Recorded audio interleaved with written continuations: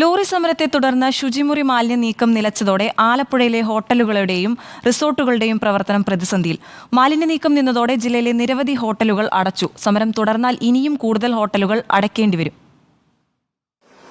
ഹോട്ടലുകളിൽ നിന്നും മറ്റും മാലിന്യം നീക്കുന്ന ടാങ്കർ ലോറികളും തൊഴിലാളികളും കഴിഞ്ഞ 13 ദിവസമായി സമരത്തിലാണ്. മാലിന്യം സംസ്കരിക്കാൻ പ്ലാന്റ് വേണമെന്നാവശ്യപ്പെട്ടാണ് സമരം. സെപ്റ്റേജ് മാലിന്യമടക്കം വഴിയിൽ തള്ളുന്നതിനെതിരെ നടപടി കർശനമായപ്പോഴാണ് സമ്മർദ്ദതന്ത്രമെന്ന നിലയ്ക്ക് സമരം തുടങ്ങിയത്.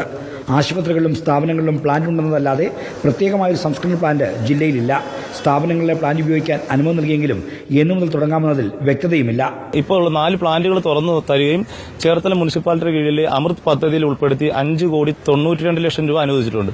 ആ ഫണ്ടിൽ 20% പൈസ കൂടെ കൊടുത്താൽ പണി പൂർത്തിയാക്കി തരാമെന്ന് അതിന്റെ കോൺട്രാക്ടർ പറയുന്നു. ഈ 20% പൈസ കൊടുത്ത് ചേർത്തലിലെ പ്ലാന്റിന്റെ പണി തീർത്ത് കിട്ടിയാൽ ഈ ആലപ്പുഴ ജില്ലയിലെ മാലിന്യ പ്രശ്നം തീരും. അതുവരെയെങ്കിലും ഞങ്ങൾക്ക് മുമ്പോട്ട് കൊണ്ടുപോകാൻ ഈ നിലവിലുള്ള പ്ലാന്റുകൾ തുറന്നു തരണം. മാലിന്യ നീക്കം നിലച്ചപ്പോൾ ഏറെ ബാധിച്ചത് ഹോട്ടൽ മേഖലയെയാണ്.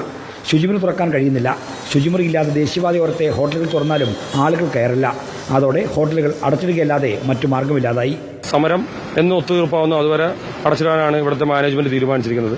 വേറൊരു നിർവാഹം അവർക്കില്ല. കാരണം ആയിരങ്ങൾ വന്നു പോകുന്ന സ്ഥലമാണ്. അപ്പോൾ അതുകൊണ്ട് ശുചിമുറി മാലിന്യം നീക്കാതെ ഈ ഹോട്ടൽ തുറക്കാൻ വയ്യാത്ത അവസ്ഥയാണ്.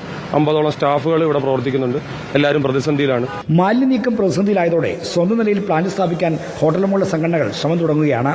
ബാത്റൂമിൽ മാലിന്യം നിറഞ്ഞത് സഖീത് കൊണ്ടുപോകുന്ന ടാങ്കറുകൾ സമരമായത് മൂലം പല സ്ഥാപനങ്ങളും അടച്ചുപൂട്ടൽ വക്കിലേക്കുണ്ട്. ഞങ്ങളുടെ ഇപ്പോൾ ഈ നമ്മുടെ ഹോട്ടലിൽ തന്നെ 4 ബാത്റൂമാണുള്ളത്. ഇപ്പോൾ ഞങ്ങളിപ്പോൾ ഒരെണ്ണം മാത്രമാണ് ഉപയോഗിക്കാനുള്ളത്. ബാക്കി 3 ക്ലോസ് ചെയ്തിരിക്കുകയാണ്. കാരണം ഇത് നിറഞ്ഞു കഴിഞ്ഞാൽ കൊണ്ടുപോകാനുള്ള സംവിധാനം ഇപ്പോൾ കുറച്ച് ദിവസങ്ങളായിട്ട് ഇല്ലാത്തതിന്റെ ബുദ്ധിമുട്ട് വളരെയേറെ ഉണ്ട്. NTPC, ആലപ്പുഴ ജനറൽ ആശുപത്രി, Cherthala info park, medical college എന്നിവിടങ്ങളിലെ ട്രീറ്റ്മെന്റ് പ്ലാനുകൾ തുറന്നുകൊടുക്കാമെന്നാണ് ജില്ലാ ഭരണകൂടം അറിയിച്ചിരിക്കുന്നത്. റിപ്പോർട്ടർ, ആലപ്പുഴ.